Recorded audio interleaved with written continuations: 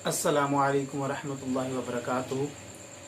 मेरे अज़ीज़ दोस्तों और सामीन, आज हमारा जो मौजू है वो है इल्मी इख्तिलाफ। इल्मी इख्तिलाफ को मैं दो लफ्ज़ों में अगर बयान करूं तो इस तरह है कि मेरी एक बात है, एक राय है, एक सोच है किसी भी मामले पर, और मुझे वो बात बिल्कुल दुरुस्त लग रही है, लेकिन आपके नज़दीक, आपकी फहम में, आपकी सोच में, आपकी फ़िक्र में वो बात किसी दूसरे अंदाज में है, तो आप उसको रद्द करने का, उसको रिजेक्ट करने का हक रखते हैं, लेकिन एक अहसन तरीके से। फॉर एग्ज़ाम्पल, मेरे पास एक ये पेन है और मेरे नज़दीक इसकी अफादियत बहुत ज़्यादा है। मैं इसकी फजीलत बयान करूँगा, इसकी शान बयान करूँगा कि ये बहुत अच्छा मार्कर है, इसको इस्तेमाल किया करें वगैरह वगैरह। आपकी नज़र में ये दुरुस्त नहीं है, आपकी नज़र में कोई दूसरी कलम बेहतर है, तो आपका क्या ख्याल है? आप इस कलम को घटिया कहना शुरू कर देंगे, इसको अब्यूज़ करना शुरू कर देंगे, या अपने आप ये भी कहेंगे कि शायद आपके नज़दीक ये बेहतर हो लेकिन मेरे नज़दीक फ़लाँ कलम बेहतर है। ये है इल्मी इख्तिलाफ। इससे पहले कि हम आगे चलें, कुरान मजीद की दो आयत मैं आपके सामने पेश करना चाहूँगा। सबसे पहले कुरान मजीद की सूरत अल बकरा की आयत है कि आपने अगर किसी से इल्मी इख्तलाफ करना है, आपको एक इख्तलाफ है किसी बात के ऊपर, आपने उसको किस तरह अंदाज में पेश करना है।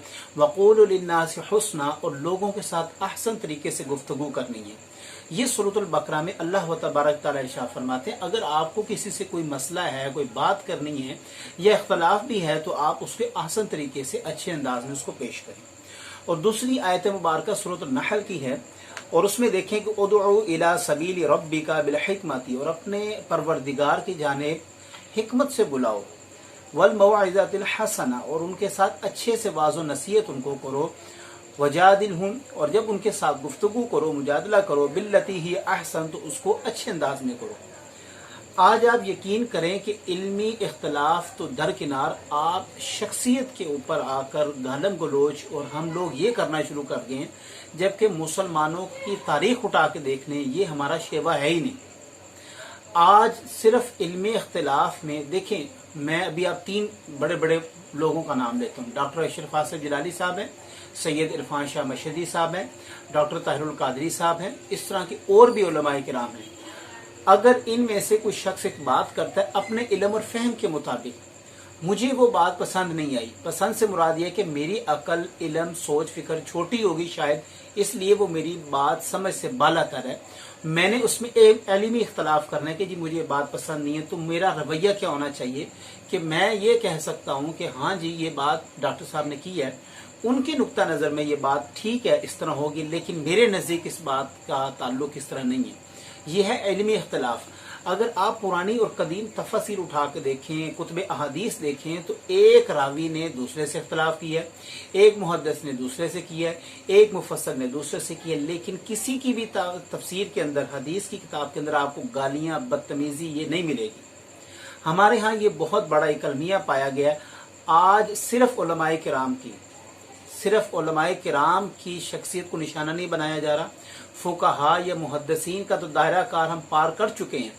अब हम उस दायरे में फॉल कर रहे हैं कि जहाँ पर हमारी लब जो हैं वो सहाबा के बारे में भी खामोश नहीं है, हमारी ज़ुबान जो है वो हत्ता के अहले बैत तक पहुँच चुके हैं हम।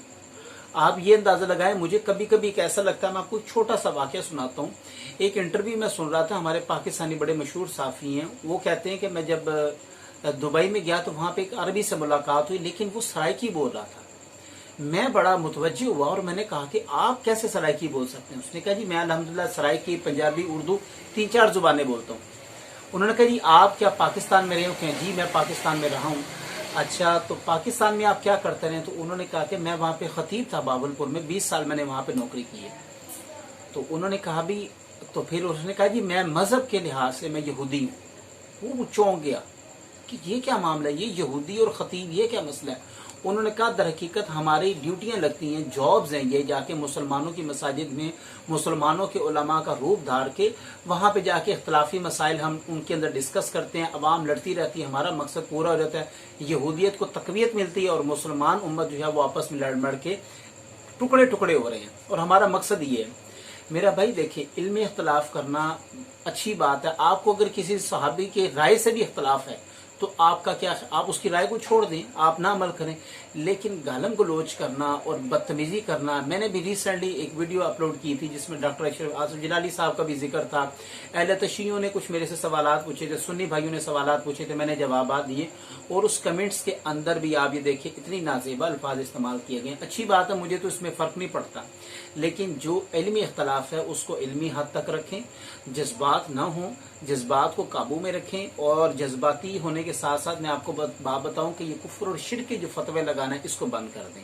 چونکہ نبی کریم علیہ الصلوۃ والسلام کی حدیث مبارک ہے، اگر کوئی شخص کسی کے اوپر کفر کا فتویٰ لگاتا ہے تو ان دونوں میں سے ایک کافر ہو جاتا ہے.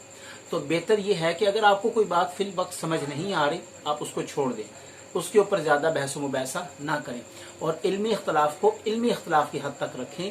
کسی کی ذاتیات کے اوپر گالم گلوچ کرنا یا کسی کی ذات کو کشائی کرنا، اس سے گریز کریں.